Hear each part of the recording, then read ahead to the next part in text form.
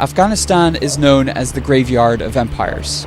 In the past century and a half, Afghan fighters have fought off invasions by the British Empire and the Soviet Union. From the Cold War to the War on Terror, here's a look at the strategies of 5 US presidents whose efforts couldn't bring about a definitive American victory in Afghanistan.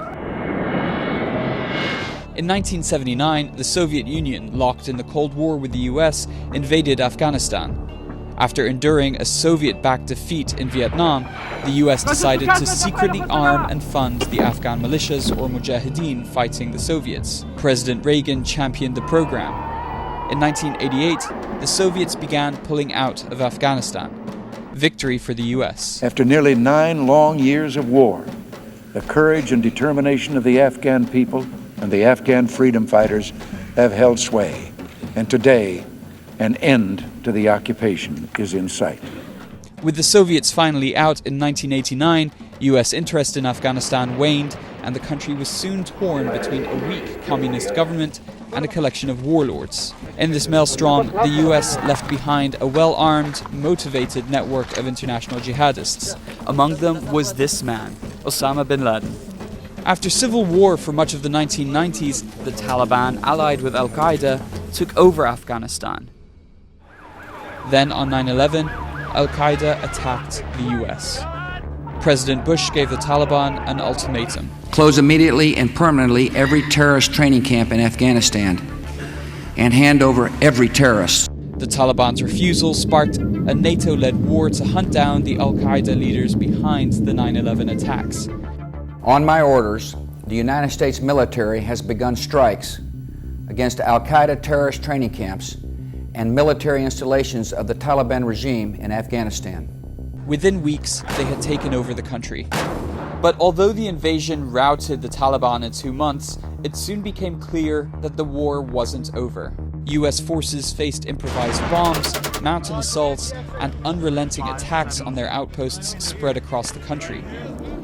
In 2009, President Obama ordered a surge of US troops. A wave of 30,000 troops saturated Afghanistan's hotspots, seizing and holding ground in ways that had been impossible previously. As with the surge in Iraq, these forces will be in place for a limited time to provide space for the Afghans to build their capacity and secure their own future. While the US claimed success, the surge was far short of an all-out victory and had a strict timeline. Critics say Obama's forced timeline for withdrawal handicapped the surge's effectiveness. But 10 years after the war in Afghanistan started, the US achieved one of its major goals in the so-called War on Terror. US Navy SEALs stormed bin Laden's home in a Pakistani military town and killed him. The United States has conducted an operation that killed Osama bin Laden, the leader of Al-Qaeda. Trump took a different stance on Afghanistan than Obama. Following the post-surge troop withdrawal, Trump increased the US military's involvement. The US ramped up airstrikes on Afghanistan, including launching the US's largest non-nuclear bomb against ISIS fighters. But Taliban forces still had military clout. And after 17 years of conflict in Afghanistan, the Taliban controlled or contested between 60 to 70% of the country.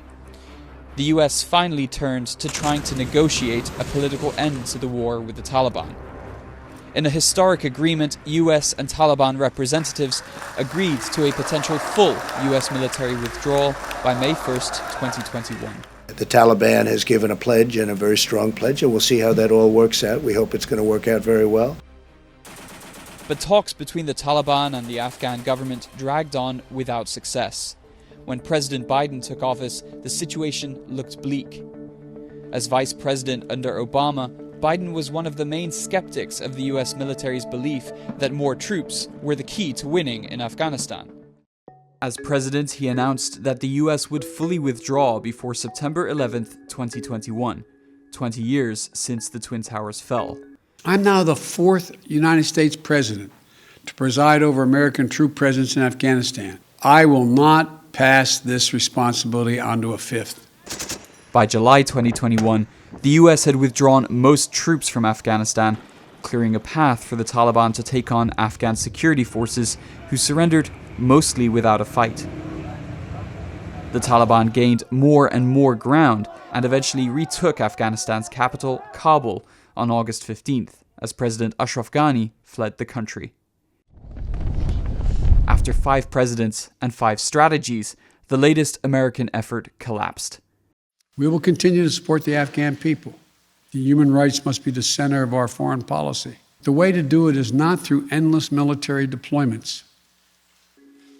It's with our diplomacy. The future of Afghanistan under the Taliban is once again uncertain.